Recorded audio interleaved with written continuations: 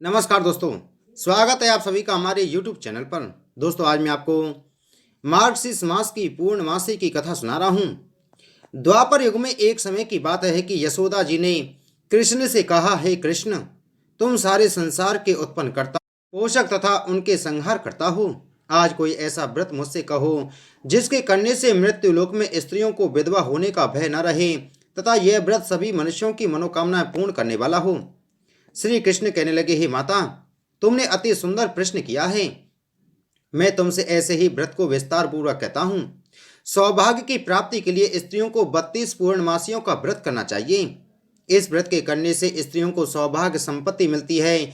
यह व्रत अचल सौभाग्य देने वाला एवं भगवान शिव के प्रति मनुष्य मात्र की भक्ति को बढ़ाने वाला है। यशोदा जी कहने लगी, हे कृष्ण, सर्वप्रथम इस व्रत को मृत्यु लोक में किसने किया था, इसके विषय में विस्तार पूर्वक मुझसे कहो। श्री कृष्ण जी कहने लगे कि इस भूमंडल पर एक अत्यंत प्रसिद्ध राजा चंद्रहास से पालित अनेक प्रकार के रत्नों से परिपूर्ण कातका नाम की एक नगरी थी। वहां पर धनेश्वर नामक एक ब्राह्मण रहता था और उसकी स्त्री अति सुशीला रूपवती थी। दोनों ही उस नगरी में बड़े प्रेम के साथ रहते थे। घर में धन धान आदि की कमी नहीं थी।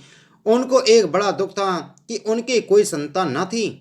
इस दुख से वह अत्यंत दुखी रहते थे। एक समय एक बड़ा तपस्वी योगी उस नगरी में आया। वह योगी उस ब्राह्मण के घर को छोड़कर अन्य सब घरों से भिक्षा लाकर भोजन किया करता था। रूपवती से वह भिक्षा नहीं लिया करता था।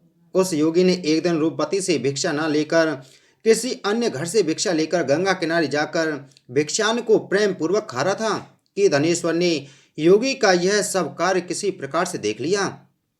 अपनी भिक्षा के अनादर से दुखी होकर धनेश्वर योगी से बोला, महात्मन, आप सब घरों से भिक्षा लेते हैं परंतु मेरे घर की भिक्षा कभी भी नहीं लेते, इसका कारण क्या है? योगी ने कहा कि निसंतान के घर की भीख पतितों के अन्न के तुल्य होती है। जो कोई पतितों का अन्न खाता है वह भी पतित हो जाता है। क्योंकि तुम निसंतान हो, अतः पतित हो जाने के भय से मैं तुम्हारे घर की भिक्षा नहीं लेता हूँ। धनेश्वर यह बात सुनकर अपने मन में बहुत दुखी हुआ और हाथ जोड़कर योगी के पैरों पर गिर पड़ा तथा आर्त भाव से कहने लगा, हे महाराज, यदि ऐसा है तो आप मुझको पुत्र प्राप्ति का उपाय बताइए। आप सर्वज्ञ हैं, मुझ पर अवश्य ही यह कृपा कीजिए। धन की मेरे घर में कोई कमी नहीं है परंतु मैं पुत्र न होने के कारण अत्यंत दुखी हूँ। आप मेरे इस दुख का हरण करें, आप सामर्थ्यवान हैं। यह सुनकर योगी कहने लगे, हे ब्राह्मण, तुम चंडी की आराधना करो। घर आकर उसने अपनी स्त्री से सब वृत्तांत कहा और स्वयं तप के निमित्त वन में चला गया। वन में जाकर उसने चंडी की उपासना की और उपवास किया। चंडी ने 16वें दिन उसको स्वप्न में दर्शन दिया और कहा, हे धनेश्वर, जा तेरे पुत्र होगा परंतु वह 16 वर्ष की आयु में ही मृत्यु को प्राप्त हो जाएगा। यदि तुम दोनों स्त्री पुरुष 32 पूर्णमासियों का व्रत विधि पूर्वक करोगे तो वह दीर्घायु होगा। जितनी तुम्हारी सामर्थ्य हो आटे के दिए बनाकर शिवजी का पूजन करना, परंतु पूर्णमासी को 32 हो जाने चाहिए। प्रातःकाल होने पर वह इस स्थान के समीप ही तुम्हारे आम का एक वृक्ष दिखाई देगा। उस पर तुम चढ़कर एक फल तोड़कर शीघ्र अपने घर चले जाना। अपनी स्त्री से सब वृत्तांत कहना। ऋतु स्नान के पश्चात वह स्वच्छ होकर श्री शंकर जी का ध्यान करके उस फल को खा लेगी। तब शंकर भगवान की कृपा से उसको गर्भ हो जाएगा। जब वह ब्राह्मण प्रातःकाल उठा तो उसने उस स्थान के पास ही एक आम का वृक्ष देखा जिस पर एक अत्यंत सुंदर आम का फल लगा हुआ था। उस ब्राह्मण ने उस आम के वृक्ष पर चढ़कर फल तोड़ने का प्रयत्न किया परंतु वृक्ष पर कई बार प्रयत्न करने पर भी वह न चढ़ पाया। तब तो उस ब्राह्मण को बहुत चिंता हुई और विघ्न विनाशक श्री गणेश जी की वंदना करने लगा। हे दयानिधि, अपने भक्तों के विघ्नों का नाश करके उनके मंगल कार्य को करने वाले, दुष्टों का नाश करने वाले, रिद्धि सिद्धि के देने वाले, आप मुझ पर कृपा करके इतना बल दें कि मैं अपने मनोरथ को पूर्ण कर सकूं। इस प्रकार गणेश जी की प्रार्थना करने पर उनकी कृपा से धनेश्वर वृक्ष पर चढ़ गया और उसने एक अति सुंदर आम का फल देखा। उसने विचार किया कि जो वरदान से फल मिला था वह यही है और कोई फल दिखाई नहीं देता। उस धनेश्वर ब्राह्मण ने जल्दी से उस फल को तोड़कर अपनी स्त्री को लाकर दिया और उसकी स्त्री ने अपने पति के कथा अनुसार उस फल को खा लिया और वह गर्भवती हो गई। देवी जी की असीम कृपा से उसे एक अत्यंत सुंदर पुत्र उत्पन्न हुआ। जिसका नाम उन्होंने देवीदास रखा। माता पिता के हर्ष और शोक के साथ वह बालक शुक्ल पक्ष के चंद्रमा की भांति अपने पिता के घर में बढ़ने लगा। भवानी की कृपा से वह बालक बहुत ही सुंदर, सुशील और विद्या पढ़ने में बहुत ही निपुण हो गया। दुर्गा जी की आज्ञा अनुसार उसकी माता ने 32 पूर्णमासी का व्रत रखना प्रारंभ कर दिया, जिससे उसका पुत्र बड़ी आयु वाला हो जाए। 16वां वर्ष लगते ही देवीदास के माता पिता को बड़ी चिंता हो गई कि कहीं उनके पुत्र की इस वर्ष मृत्यु न हो जाए। इसलिए उन्होंने अपने मन में विचार किया कि यदि यह दुर्घटना उनके सामने हो गई तो वे कैसे सहन कर सकेंगे। अस्तु उन्होंने देवीदास के मामा को बुलाया और कहा कि हमारी इच्छा है कि देवीदास 1 वर्ष तक काशी में जाकर विद्या अध्ययन करे और उसको अकेला भी नहीं छोड़ना चाहिए। इसलिए साथ में तुम चले जाओ और 1 वर्ष के पश्चात इसको वापस लौटा लाना। सब प्रबंध करके उसके माता पिता ने काशी जाने के लिए देवीदास को एक घोड़े पर बैठाकर उसके मामा को उसके साथ कर दिया। किंतु यह बात उसके मामा को या किसी और से नहीं कही।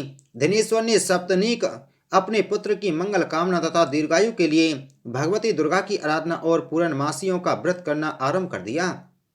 इस प्रकार बराबर 32 पूर्णमासी का व्रत पूरा किया। कुछ समय पश्चात एक दिन वह दोनों मामा और भांजा मार्ग में रात्रि बिताने के लिए किसी ग्राम में ठहरे हुए थे। उस दिन उस गांव में एक ब्राह्मण की अत्यंत सुंदरी, सुशीला, विदुषी और गुणवती कन्या का विवाह होने वाला था। जिस धर्मशाला के अंदर वर और उसकी बारात ठहरी हुई थी, उसी धर्मशाला में देवीदास और उसके मामा भी ठहरे हुए थे। संयोगवश कन्या को तेल आदि चढ़ाकर मंडप आदि का कृत किया गया तो लग्न के समय वर को धनुर्वात हो गया। अस्तु वर के पिता ने अपने कुटुंबियों से परामर्श करके निश्चय किया कि यह देवीदास मेरे पुत्र जैसा ही सुंदर है, मैं इसके साथ ही लग्न करा दूं और बाद में विवाह के अन्य कार्य मेरे लड़के के साथ हो जाएंगे। ऐसा सोचकर देवीदास के मामा से जाकर बोला कि तुम थोड़ी देर के लिए अपने भांजे को हमें दे दो, जिससे विवाह के लग्न का सब कृत्य सुचारू रूप से हो सके। तब उसका मामा कहने लगा कि जो कुछ भी मधुपर्क आदि कन्यादान में मिलेगा वह हमको दे दिया जाएगा, तो मेरा भांजा इस बारात का दूल्हा बन जाएगा।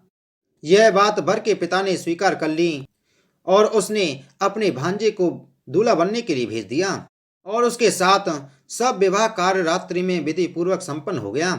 पत्नी के साथ वह भोजन ना कर सका और अपने मन में सोचने लगा कि न जाने ये किसकी स्त्री होगी। वह एकांत में इसी सोच में गर्म निश्वास छोड़ने लगा। तब उसकी आंखों में आंसू भी आ गए। तब वधू ने पूछा कि क्या बात है, आप इतने उदासीन व दुखी क्यों हो रहे हैं। तब उसने सब बातें जो वर के पिता व उसके मामा से हुई थीं उसको बतला दी। तब कन्या कहने लगी कि यह ब्रह्म विवाह के विपरीत हो कैसे सकता है। देव, ब्राह्मण और अग्नि के सामने मैंने आपको ही अपना पति बनाया है, इसलिए आप ही मेरे पति हैं। मैं आपकी ही पत्नी रहूंगी, किसी अन्य की कदापि नहीं। तब देवीदास ने कहा, ऐसा मत करिए, क्योंकि मेरी आयु बहुत ही थोड़ी है। मेरे पश्चात आपकी क्या गति होगी, इन बातों को अच्छी तरह विचार लो। परंतु वह दृढ़ विचार वाली थी, बोली कि जो आपकी गति होगी वही मेरी गति होगी। हे स्वामी, आप उठिए और भोजन करिए, आप निश्चय ही भूखे होंगे। इसके बाद देवीदास और उसकी पत्नी दोनों ने भोजन किया तथा शेष रात्रि वे सोते रहे। प्रातःकाल देवीदास ने अपनी पत्नी को 3 नगों से जड़ी हुई एक अंगूठी दी, एक रुमाल दिया और बोला कि हे प्रिय, इसे लो और संकेत समझकर स्थिरचित हो जाओ। मेरा मरण और जीवन जानने के लिए एक पुष्प वाटिका बनवा लो, उसमें सुगंधि वाली एक नव मल्लिका लगा लो, उसको प्रतिदिन जल से सींचा करो और आनंद के साथ खेलो कूदो तथा उत्सव मनाओ। जिस समय और जिस दिन मेरा प्रांत होगा ये फूल सूख जाएंगे और जब ये फिर हरे भरे हो जाएं तो जान लेना कि मैं जीवित हूँ। यह बात निश्चय करके समझ लेना कि इसमें कोई संशय नहीं है। यह समझाकर वह चला गया।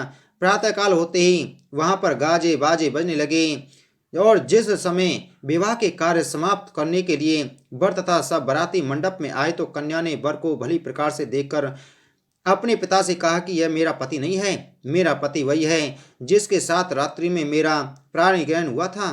इसके साथ मेरा विवाह नहीं हुआ है। यदि यह वही है तो बताए कि मैंने इनको क्या दिया।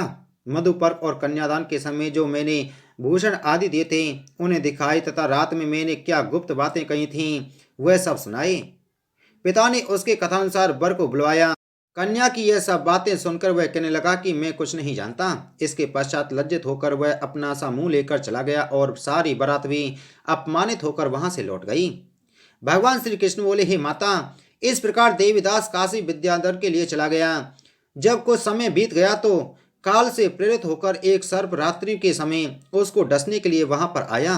उस विषधर के प्रभाव से उसके शयन का स्थान चारों ओर से विष की ज्वाला से विषैला हो गया, परंतु व्रतराज के प्रभाव से उसको काटने न पाया, क्योंकि पहले ही उसकी माता ने 32 पूर्णिमा का व्रत कर रखा था।